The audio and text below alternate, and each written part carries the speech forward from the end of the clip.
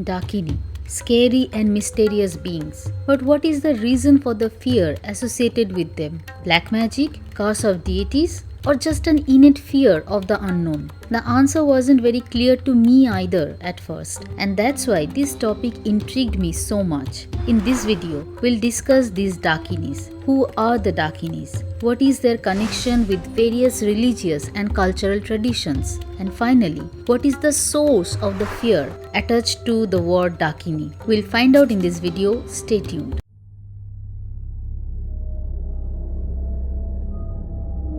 What is the definition of Dakini? It is not possible to answer this easily because in different cultures they are seen in different ways. The word Dakini originated in ancient India and most likely used for priestly women in the Tantric tradition. An enlightened and spiritual yogini can also be called a Dakini. But at the same time, in common people's mind, a lot of scary beliefs are associated with Dakinis. In Indian Tantra and Yoga, the word Dakini refers to terrifying demigoddesses who test a yogi or sadhaka in various ways and try to divert them from their spiritual goal. At present, common people in India see Dakinis as a type of evil feminine spirit. People look at them with fear. The word Dakini is often used as a synonym for Dayan or witch. Many people think that Dakinis are kind of very powerful and terrifying deities who are able to transform people into animals and birds. They can fly in the sky, change their form, and do many other things. Others consider them flesh-eating demons. In simple words, it is better to stay away from them.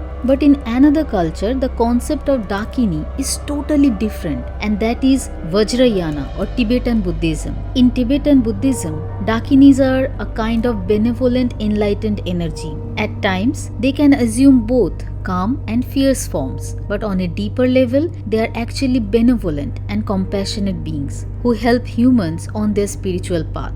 Therefore, in order to understand Dakinis, one needs to know about the cultural background or cultural context they are associated with.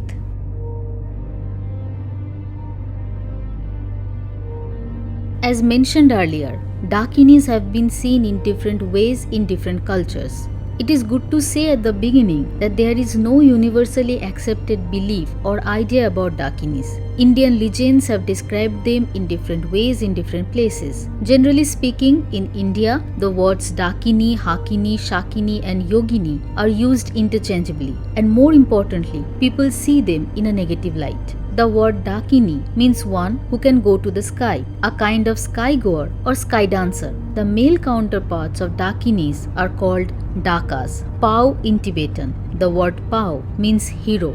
Originally, Dakinis meant spiritual women of the priestly class who were believed to be able to send their souls to the sky or to the upper realm. Based on this logic, Dakinis and Yoginis may seem almost identical. According to some sources, Dakinis are none other than Yoginis with very high spiritual knowledge. So we can say Dakinis are basically spiritual and knowledgeable humans. Dakinis are often seen as companions of goddess Kali. In Bengal, their idols can be seen next to the idol of goddess Kali during Kali Puja. Locals know them as Dakinis and Yoginis. On the other hand, in the legend of Devi Chinnamasta, we see that one of the two companions of goddess Chinnamasta is named Dakini and the other one is called Varnini. Based on these examples, it can be assumed that in Shakta Tantra, the Dakinis are seen as companions of the Mahavidyas. Goddess Kali holds the highest place in Tantra, and it is believed that her companions control the various energy centers of the human body. In the Tantric tradition, it is also believed that the Dakinis come to create obstacles in a yogi's spiritual pursuit. In fact, they make the sadhaka face terrible situations to test how ready they are to face their inner negative forces. Anyway, all of these are beliefs. I have no experience of their reality. The Dakini cult reached its peak in India between the 9th and 13th centuries. People used to worship them to fulfill various worldly desires like wealth, revenge, cure of disease, etc. But sometimes they were also worshipped for spiritual growth.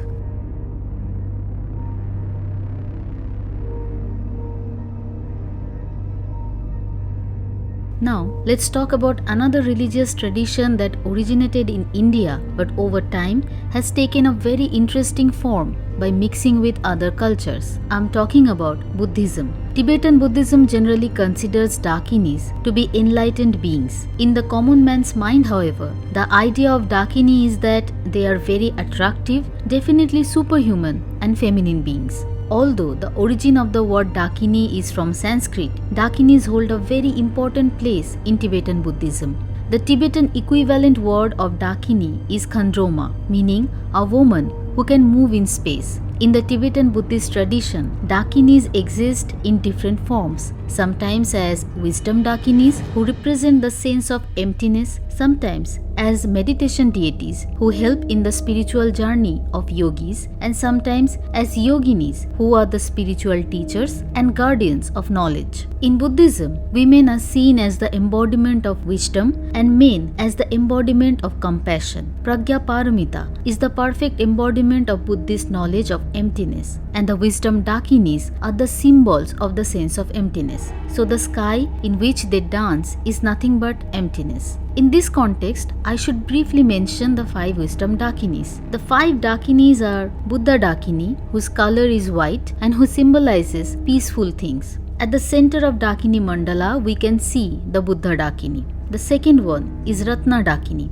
yellow in color. Ratna Dakini represents growth and incremental activities. The Padma Dakini is red and her magnetizing power distinguishes her. She is attractive and alluring. Next comes Vajra Dakini, whose color is blue. She subjugates all negative energies. Last of all comes Karma Dakini, who is green in color. She is supreme because the color green symbolizes nature. Karma Dakini is the amalgamation of powers of all the other Dakinis. The concept of Dakini is said to have come from the Anuttar Yoga Tantra, which is the Tantra of the highest path. The main theme of this Tantra is transformation. This Tantra helps to transform one's negative feelings or thoughts, in short kleshas, into powerful, enlightening knowledge. In fact, Dakas and Dakinis are the wise beings who help the yogi to cut through the web of illusion and ignorance. That is why they have the kartari or knife in their hands with a handle that looks like a vajra. The queen of Dakinis is goddess Vajravarahi or Vajrayogini. She helps to gain victory through knowledge over ignorance. Vajrayogini Chinnamunda, a form of goddess Vajrayogini, is believed to be the Buddhist form of Chinnamasta, one of the 10 Mahavidyas. Many believe that the roots of Dakini Tantra are hidden in Indian tribal culture. They initially appeared as local village deities of protective nature, but by the 7th century they gradually became associated with the beliefs of Shakta Tantra. Dakinis occupy an important place in Bon culture as well, which is a fusion of Buddhism and local Tibetan religious beliefs. The influence of Dakinis is not limited to India and its surrounding countries only, but Japan also has a great presence of Dakinis. Dakinis reached Japan through Tantric Buddhism and by the influence of local folklore and beliefs gradually became Dakiniten. Buddhism arrived in Japan sometimes between 500 and 800 CE. They began to regard their local deities as different manifestations of various Buddhist gods and goddesses. Over time, Dakiniten also became one with a Japanese goddess called Inari. She was originally a symbol of the abundance of grains, agriculture, fertility, industry, and worldly success, very much like Hindu goddess Lakshmi or Sri. It is believed that Dakiniten is a beautiful woman and she rides on the back of a jackal. According to local beliefs in Japan, foxes are extremely intelligent and they possess various magical powers. So, it can be said that no simple definition of the word Dakini can be found. They exist in various forms, from flesh-eating demoness to goddess of abundance. Therefore, their definition will change depending on the culture they are associated with.